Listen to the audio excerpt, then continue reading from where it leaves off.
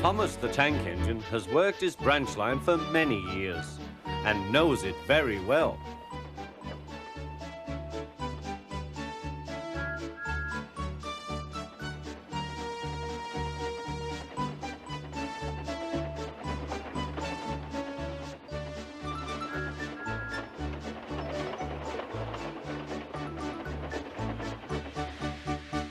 You know just where to stop, Thomas, laughed his driver.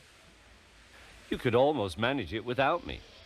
Thomas had become conceited. He didn't realize his driver was joking. Later, he boasted to the others. Driver says I don't need him now. Don't be so daft, snorted Percy. I'd never go without my driver, said Toby earnestly. I'd be frightened. Huh, boasted Thomas. I'm not scared. You'd never dare. I would then. You'll see. The next morning, the firelighter came. Thomas drowsed comfortably as the warmth spread through his boiler. Percy and Toby were still asleep. Thomas suddenly remembered.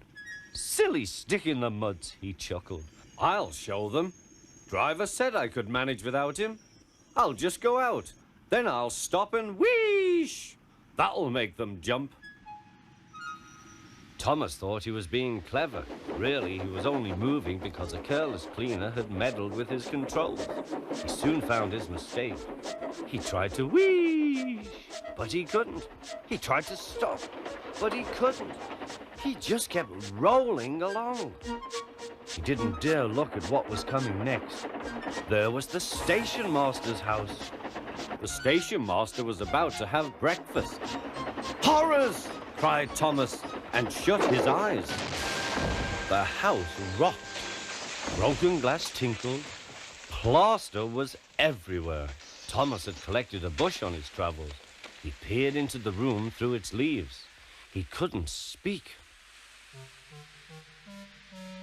The station master was furious. His wife picked up her plate. You miserable engine, she scolded. Just look what you've done to our breakfast. Now I shall have to cook some more. She banged the door. More plaster fell. This time, it fell on Thomas. Thomas felt depressed. Workmen propped up the house with strong poles and laid rails through the garden. Meanwhile, Donald and Douglas arrived.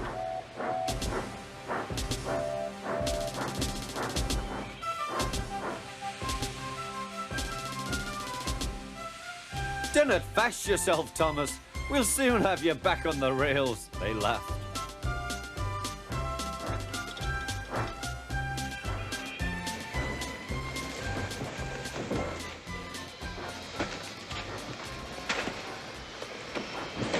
Donald and Douglas, puffing hard, managed to haul Thomas back to safety.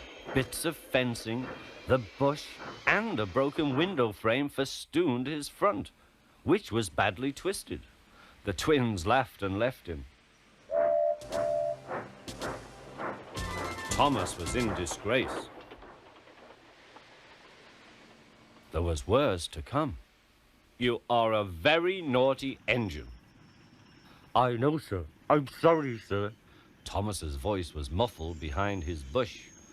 You must go to the works and have your front mended. It will be a long job. Yes, sir. Meanwhile, a diesel rail car will do your work. The diesel, sir? Thomas spluttered. Yes, Thomas. Diesels always stay in their sheds till they are wanted. Diesels never gallivant off to breakfast in station masters' houses.